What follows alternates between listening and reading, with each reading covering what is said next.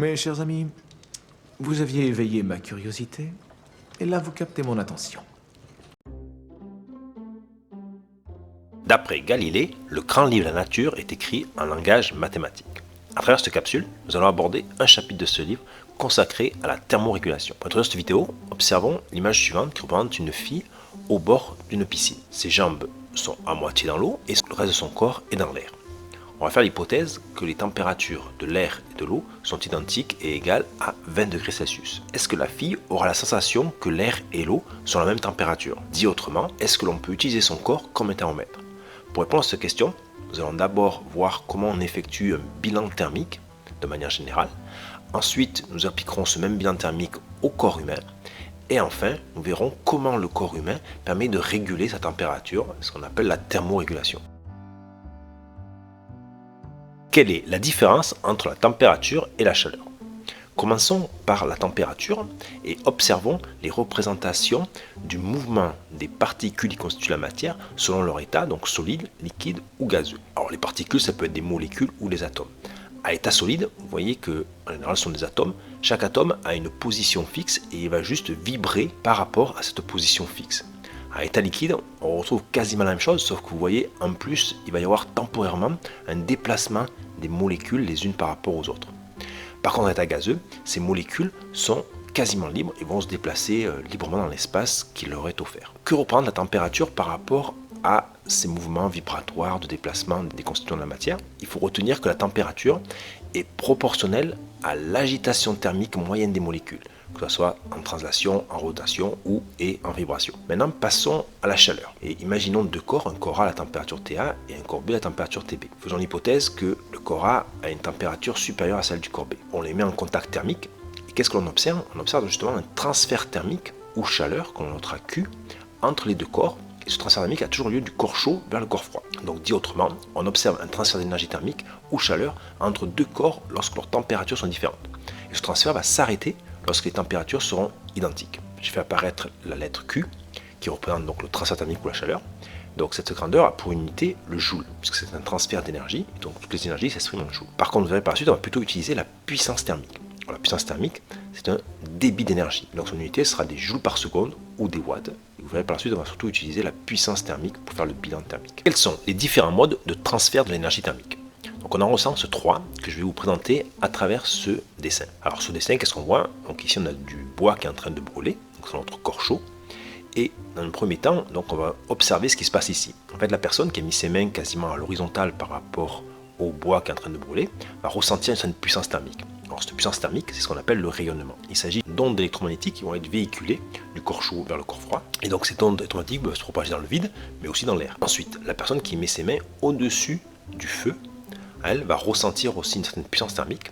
Cette fois-ci, donc, c'est l'air, donc un fluide, qui, au contact du corps chaud, va voir sa masse volumique diminuer, et donc l'air va s'élever. Donc on a ce qu'on appelle un courant de convection d'air ici, et c'est ce que va ressentir la personne en mettant ses mains au-dessus du feu. Troisième mode de transfert thermique, c'est ce qu'on appelle la conduction. Cette fois-ci, la personne là va approcher une barre métallique, et cette barre métallique, son extrémité qui sera proche du feu, va voir sa température s'élever, l'agitation des constituants de la matière ici va augmenter et va se propager de proche en proche dans la barre métallique jusqu'à l'autre extrémité.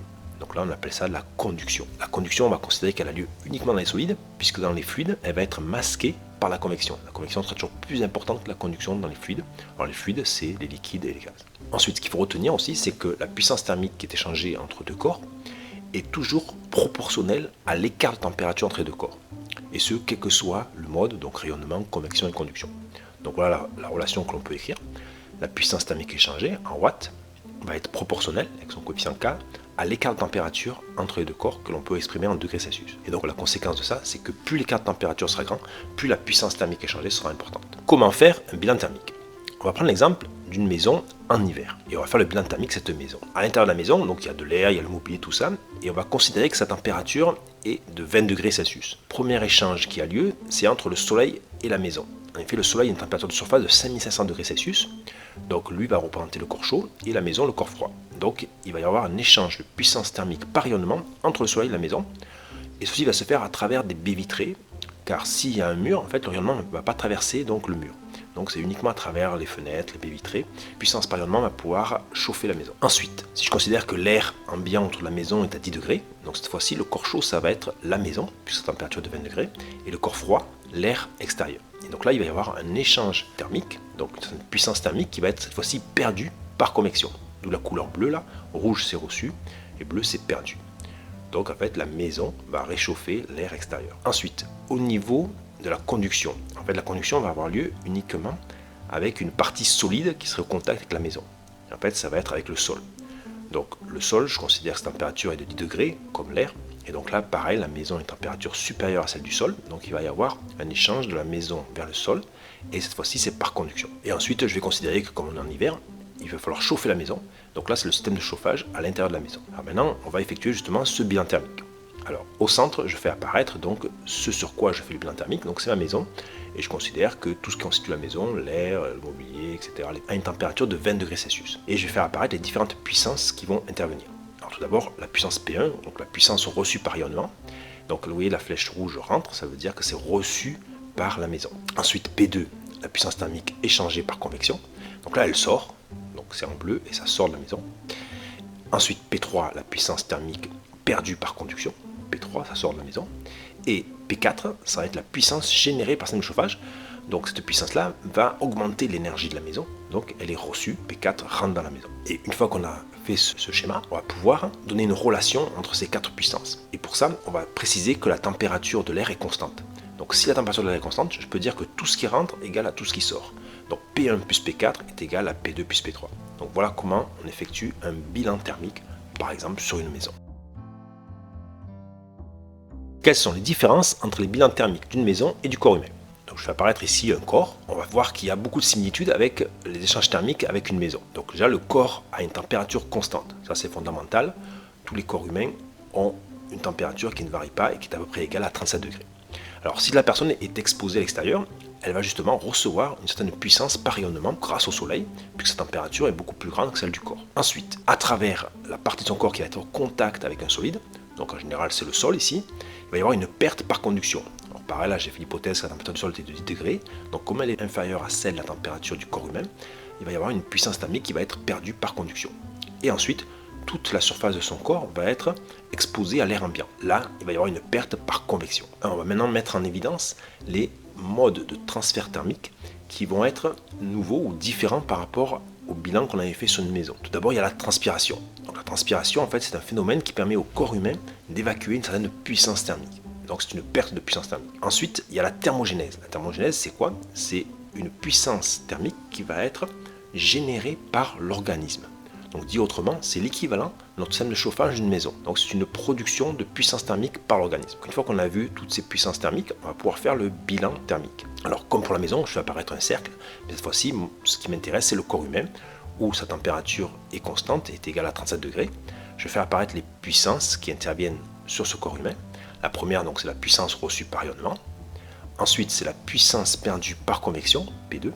La puissance perdue par conduction, la puissance perdue par transpiration et la puissance générée à l'intérieur du corps, donc ce qu'on appelle la thermogénèse. Comme je sais que la température du corps humain est constante, je peux dire que la somme des puissances qui rentrent va être égale à la somme des puissances qui sortent. Donc je peux bien écrire P1 plus P5 égale P2 plus P4 plus P3. Comment la transpiration permet-elle de refroidir le corps humain? Tout d'abord, je fais apparaître une photo ici où l'on voit justement ces gouttes de sueur à la surface d'une peau. Si on veut expliquer l'apparition de ces gouttes de sueur, on va utiliser le schéma suivant. En bas ici, vous avez ce qu'on appelle le derme qui va contenir des glandes sudoripares. Et au-dessus du derme, vous avez donc l'épiderme. Et vous voyez, entre la glande sudoripare et la surface de la peau, donc il y a un canal. Et c'est à travers ce canal que la glande sudoripare va générer des gouttes de sueur qui vont apparaître donc à la surface de l'épiderme. Donc les gouttes de sueur sont essentiellement constituées d'eau plus des sels minéraux. Si je veux que l'eau, donc les molécules d'eau, passe de l'état liquide à l'état vapeur, il va falloir que j'apporte une certaine puissance thermique. Dit autrement, l'évaporation nécessite un apport de puissance thermique pour avoir lieu. Si je reviens ici au phénomène de transpiration, cette puissance thermique elle va être prise au corps humain. Ainsi, donc le fait de générer des gouttes de sueur et ensuite que ces gouttes qui sont essentiellement constituées d'eau s'évaporent, va permettre de refroidir le corps humain. Qu'est-ce que la thermogénèse? Alors, la thermogénèse, on peut la définir ainsi, c'est la production de puissance thermique par l'organisme liée à son métabolisme. Alors qu'est-ce que le métabolisme? C'est l'ensemble des réactions chimiques qui se déroulent dans les cellules. Alors je vous fais apparaître ici justement l'équation de la respiration cellulaire. Donc on a deux réactifs que sont les nutriments et le dioxygène. Les nutriments en fait sont issus de notre alimentation qui va être digérée dans notre estomac et vont être amenés par le sang jusqu'aux cellules. Pareil pour l'oxygène. L'oxygène, donc quand on inspire de l'oxygène qui à travers nos poumons va passer dans le réseau sanguin et va être amené jusqu'à nos cellules. Et donc il va être produit deux produits, donc l'eau et le dioxyde de carbone. Mais cette respiration cellulaire a surtout pour but de produire de l'énergie. C'est une réaction dite exothermique qui va produire de l'énergie utilisable par les cellules. Donc quelle va être l'utilisation de cette énergie? Donc la première, c'est le travail musculaire, ensuite le fonctionnement général des organes, et enfin la thermogénèse, donc la production d'une puissance thermique. Et notez que cette thermogénèse représente environ 80% de la puissance totale générée par cette réaction chimique. Un autre chiffre à retenir, c'est que la puissance thermique produite par thermogénèse d'un corps humain au repos est de l'ordre de 100 watts. Alors c'est pas rigoureusement 100 watts, c'est autour de 100 watts. Et au repos, il faut bien comprendre que si par exemple un corps humain fait un exercice physique, eh bien, cette puissance va augmenter parce qu'on va devoir produire plus de travail musculaire et ça va s'accompagner forcément d'une production de puissance thermique au cours de cette activité physique. Comment la température du corps humain est-elle régulée? Alors tout d'abord, il faut savoir que la température idéale de l'air extérieur pour le corps humain est de 23 degrés Celsius. Donc, on va étudier les deux situations suivantes. Premièrement, on va considérer que l'on se trouve dans un air à une température inférieure à 23 degrés Celsius. Donc là, il va falloir augmenter l'apport de puissance thermique et limiter les pertes thermiques. Alors, qu'est-ce que l'organisme fait d'abord par lui-même? Alors, l'organisme, il va augmenter la puissance thermique produite par thermogénèse. Donc ça, on peut le faire nous-mêmes en faisant de l'effort physique. Mais le corps, par lui-même, si vous ne faites pas d'effort physique, va aussi le générer. C'est ce qu'on appelle la chair de poule, les frissons, les tremblements. C'est-à-dire que au niveau de la surface de notre peau, il y a des muscles qui vont se mettre en marche et générer donc une certaine puissance thermique par thermogénèse. Ensuite, bien sûr, notre corps va limiter la transpiration, puisque la transpiration permet d'évacuer cette puissance thermique. Donc là, ça va être l'inverse. On va limiter, voire annuler la transpiration. Et ensuite, nous, qu'est-ce qu'on peut faire? On va limiter les échanges, donc les pertes thermiques par convection et conduction. Comment? En mettant des couches d'habits ou des chaussures très isolantes pour empêcher la conduction et limiter l'échange par convection. Plus nos vêtements seront des isolants thermiques, moins on va perdre de puissance thermique par convection. Ensuite, ce qu'on peut faire aussi, c'est s'exposer au soleil, puisque là, on va recevoir plus de rayonnement thermique si l'on reste à l'ombre. Que doit-on faire si la température de l'air extérieur est supérieure à 23 degrés Celsius? Donc tout d'abord, au niveau de l'organisme, lui, il va limiter la puissance thermique produite par thermogénèse. Donc vous ne devez pas faire des efforts physiques, faire moins d'efforts physiques, dans le but de limiter justement cette puissance thermique produite par thermogénèse. Le corps humain aussi va augmenter la puissance thermique perdue par transpiration. Donc vous allez beaucoup plus transpirer. Ensuite, vous, qu'est-ce qu'il faut faire? Vous devez augmenter les échanges thermiques par convection et par conduction. Alors par convection, vous allez mettre des habits légers, de manière à ce que l'air ambiant puisse prendre beaucoup de chaleur à votre corps. Et si possible, cet air, il faut qu'il soit ventilé. Lorsqu'il est ventilé, en fait, ça augmente la puissance thermique échangée par convection. Et au niveau de la conduction, il suffit de prendre des chaussures qui ne soient pas isolées thermiquement. Donc marcher pieds nus, par exemple, permet d'évacuer plus de puissance thermique. Ensuite, au niveau du rayonnement, alors le rayonnement, vous vous rappelez, c'est une puissance thermique qui va être reçue par le corps. Donc là, il faut la limiter. Donc ne pas s'exposer au soleil permet de limiter, voire annuler ce rayonnement qui permettait d'augmenter la puissance thermique reçue par le corps humain. Pour conclure, revenons à la question qu'on s'était posée lors de l'introduction. Vous vous rappelez, je vous avais fait apparaître cette photo avec une jeune fille au bord d'une piscine avec la moitié de ses jambes qui trempent dans l'eau, le reste de son corps dans l'air. On avait fait l'hypothèse que l'air et l'eau avaient la même température de 20 degrés Celsius. Et mettons-nous à sa place, si j'ai mes jambes qui trempent dans de l'eau et le reste de mon corps dans l'air, je vais avoir l'impression que l'eau est plus froide que l'air, malgré que les températures soient identiques. Donc pourquoi l'eau semble avoir une température inférieure à celle de l'air? Alors pour répondre à cette question, imaginons l'expérience suivante où on met une barre d'aluminium et des morceaux de coton dans un réfrigérateur où la température est de 10 degrés. Je vais toucher ces deux objets et quelle sensation je vais avoir? C'est que la barre d'aluminium va me sembler plus froide que les morceaux de coton. De la même façon, cette fois-ci je mets ces deux mêmes objets dans un four où la température serait à 50 degrés Celsius. En touchant donc les morceaux de coton et la barre d'aluminium, je vais avoir l'impression, la sensation, que la barre d'aluminium est plus chaude, à une température plus grande que les morceaux de coton. Alors comment on interprète ceci? En fait, notre main fait partie de notre corps, et a une température de 37 degrés Celsius. Donc au contact d'un objet qui a une température de 10 degrés Celsius, il va y avoir un échange de puissance thermique entre les deux. Et en fait, la barre d'aluminium a une meilleure conductivité que les morceaux de coton. Ainsi, la puissance thermique qui va être échangée entre la barre et la main sera plus grande que entre les cotons et la main. C'est pour ça que j'ai l'impression que la barre est plus froide. Ce que je ressens, c'est la quantité de puissance thermique que je vais perdre. Et de la même façon, lorsque la température de l'objet est supérieure à celle du corps humain, là il va y avoir un échange thermique donc, de l'objet vers la main. Je vais ressentir que la puissance thermique donnée par la barre d'aluminium est plus grande que celle du coton. Cette différenciation s'explique par une différence de propriété thermique, c'est-à-dire que l'aluminium conduit mieux la chaleur que le coton. C'est pour ça que je reçois plus de puissance ou je perds plus de puissance lorsque je touche la barre d'aluminium par rapport au coton. Et donc si je reviens à notre expérience ici, en fait là, la fille, elle va avoir l'impression que la température de l'eau est supérieure à celle de l'air parce que l'eau conduit mieux la chaleur que l'air. Est-ce qu'on peut utiliser son corps comme un thermomètre? Donc la réponse, bien sûr, c'est non. Pourquoi? Parce qu'un thermomètre, justement, c'est un appareil de mesure dont la partie sensible va se mettre à la température du milieu dont on mesure la température. Par exemple, si je trempe ce thermomètre dans un verre d'eau, il faut que la partie du bas, là, qui va être en contact avec l'eau, rapidement ait la même température que l'eau. Le corps humain, c'est tout le contraire. Lui, sa température va toujours rester constante aux alentours de 37 degrés. Donc, c'est pas du tout un thermomètre.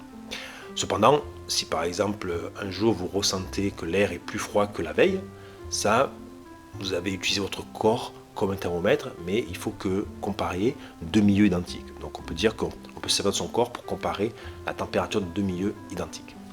Je vous remercie pour votre écoute et je vous souhaite bon vent les scientifiques. Une dernière chose, docteur. Quoi encore? Il est de coutume ici dans le Sud, lorsqu'on vient de conclure un accord, que les deux parties se serrent la main.